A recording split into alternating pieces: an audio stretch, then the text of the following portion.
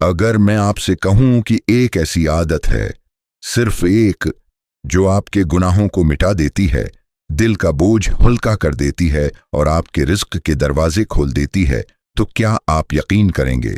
शायद ये सुनने में हैरत अंगेज लगे, मगर हकीकत ये है कि ज़्यादातर लोग इसी आदत को अपनी ज़िंदगी में शामिल नहीं करते, और इसीलिए वो पछतावे, परेशानी और तंगदस्ती के चक्र में फंसे रहते हैं।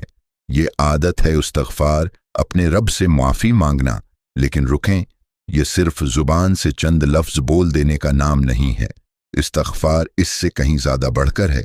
ये एक ज़हनी कैफ़ियत है, एक तर्ज़ ज़िंदगी है, एक ऐसा बटन है जो आपकी रूह को रीसेट कर देता है।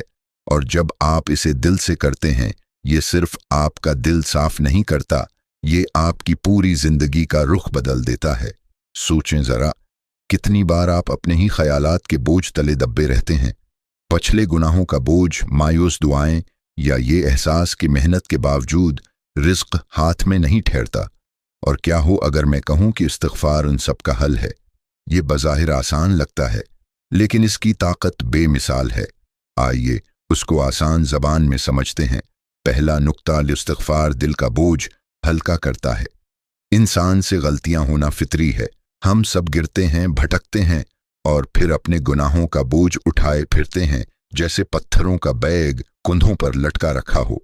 बाहर से मुस्कुराते हैं, मगर अंदर से घल रहे होते हैं। इस्तिग़फ़ार वो लम्हा है जब आप वो बैग ज़मीन पर रख देते हैं, जब आप सच्चे दिल से माफ़ी मांगते हैं, आप अपनी कमज़ोरी का एतराफ़ करते हैं और इससे आज़ाद हो जाते हैं। सोचें, आप कितने हल्के महसूस करेंगे अगर माजी का बोझ साथ लेकर न चलें। दूसरा नुक्ता, इस्तिग़फ़ार और रिज़्क का गहरा ताल्लुक़ है। ये शायद अजीब लगे, लेकिन गौर करें, वही रब जो गुनाहों को माफ़ करता है, वही आपका रिज़्क भी तक़सीम करता है। हिकमत की बात है कि अगर रिज़्क में इजाफ़ा चाहिए, अगर औलाद या बरकत चाहिए, तो इस्तिग़फ़ार बढ़ा दें। क्यों? क्योंकि गुनाह दरवाजे बंद कर देते हैं और इस्तिग़फ़ार वो चाबी है जो उन दरवाज़ों को खोल देती है।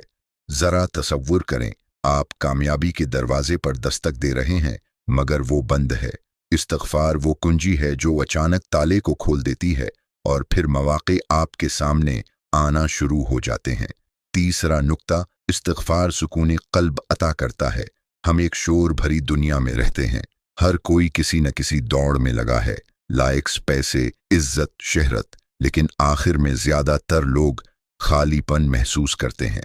और जब आप खामोश बैठकर इस्तिग़फ़ार पढ़ते हैं, तो आप अपने आप को याद दिलाते हैं कि आपको दुनिया की नहीं, सिर्फ अपने रब की रज़ा की ज़रूरत है। यही सोच आपके अंदर का तूफ़ान पुरस्कून कर देती है। आप दूसरों से मुकाबला छोड़ देते हैं, आप बेजा सोचना बंद कर देते हैं, आप जीना शुरू कर देते हैं। चौथा नुक्ता, ये इस्तिग़फ़ार आपको मजबूत बनाता है। ज़िंदगी आसान नहीं, कभी नाकामी मिलेगी, कभी दिल टूटेगा, कभी नुकसान होगा, लेकिन इस्तिग़फ़ार आपके दिल के लिए एक ढाल है। जब आप बार बार अपने रब से रुजुआ करते हैं, तो आप छोटी छोटी नाकामियों से नहीं टूटते।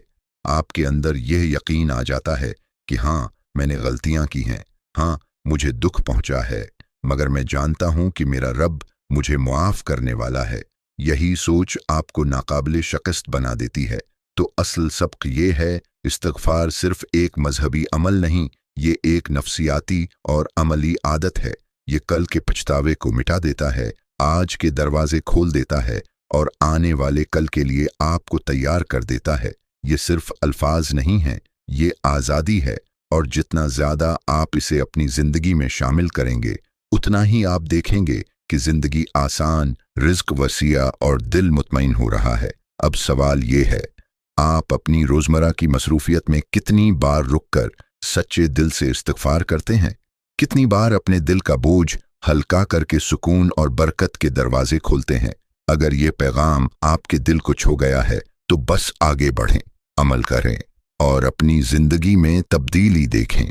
याद रखें, कभी कभी सबसे छोटी आदत सबसे बड़ी तब्दीली ले आती है, और इस्तिग़फ़ार वही आदत है जिसकी आपको तलाश थी।